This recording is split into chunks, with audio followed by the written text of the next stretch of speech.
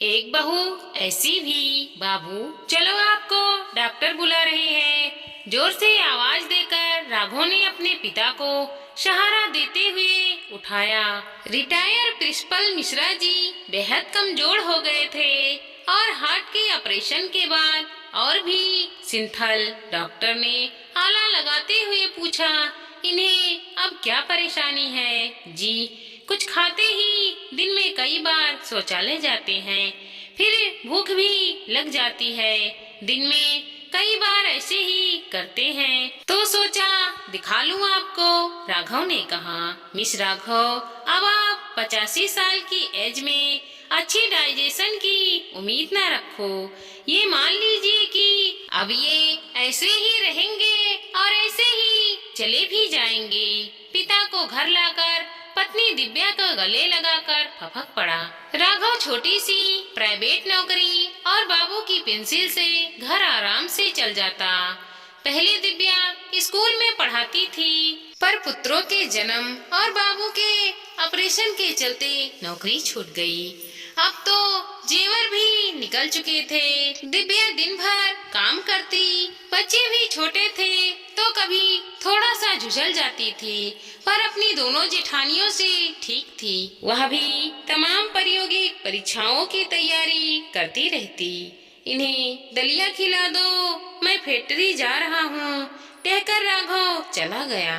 बाबू, मुंह खोलो। जैसे ही उन्होंने मुंह खोला, दिव्या थोड़ा सहम सी गई। आज उसे बाबू और पुत्रों के पोपले मुंह में कोई भी अंतर नहीं दिख रहा था। उसका क्षोभ अब तिरोहित हो गया। वह पुत्रों की तरह ही बाबू की बिन गुस्सा किए सेवा करने लगी।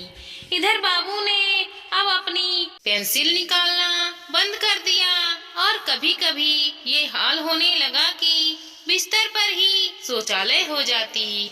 घर में इलाज और खर्चे भी बढ़ गए थे और जेठानियां ताना भी देती कि ये तो ससुर की पेंसिल पे ऐश कर रही है। आज दिव्या थोड़ी दुखी हो गई। राघव, कब तक अकेले संभालूं? पुत्र भी परेशान करते हैं और बाबू भी कभी कभी चिढ़ा देते हैं। शाम को राघव बड़ों के लिए डायपर ले आया। दिव्या, हम समझ लेंगे कि हम एक और बच्चे के माता पिता हैं।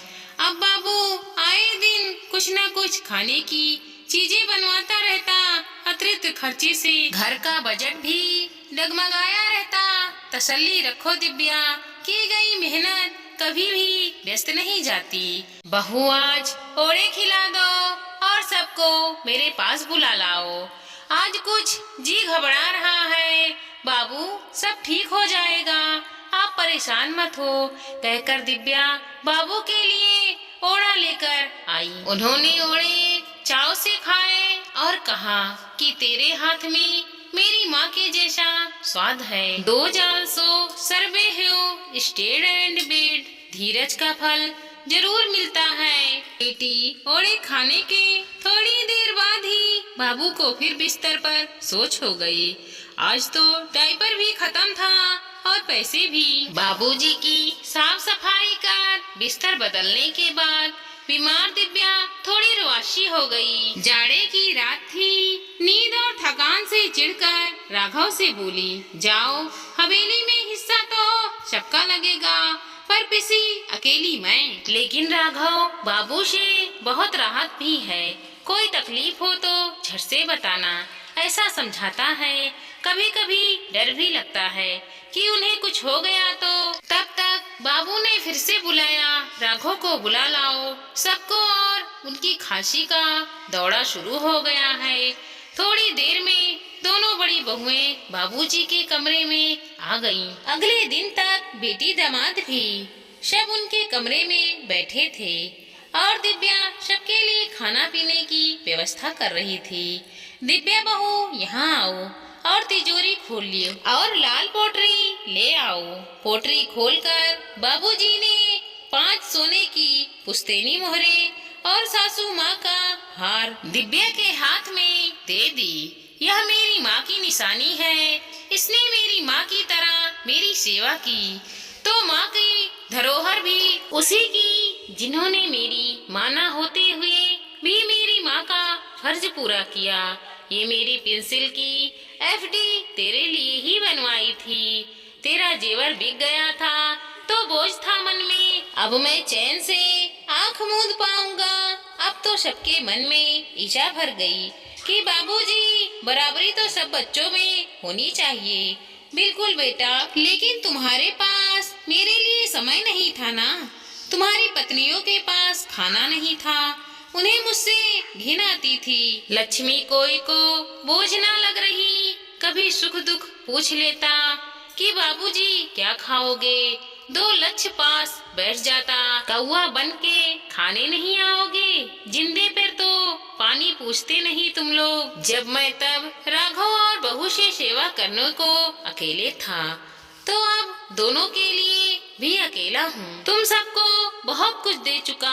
कड़वी सच्चाई सुनकर गुस्से से भरकर सब अपनी अपनी जगह वापस चले गए।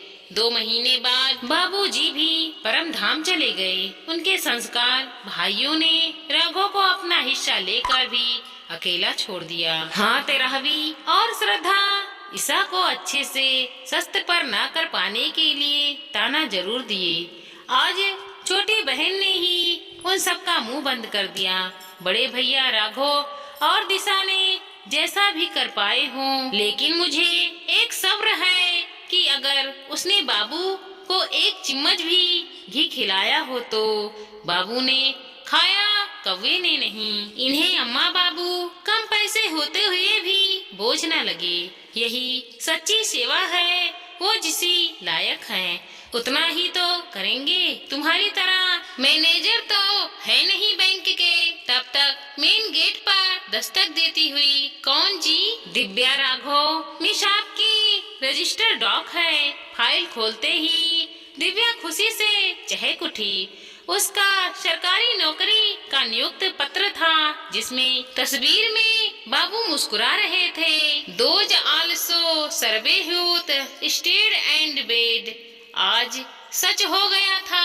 अपने बुजुर्गों की उनके जीवन काल में देख भला अधिक श्रेष्ठ है। ये दे पाए या ना दे पाए, पर छांव अवश्य देते हैं। कावा को भोजन देना हमारी संस्कृति है, पर माता पिता का आदर और संस्कार होने पर भी उनका पूरा ध्यान काव्य और संस्कार है।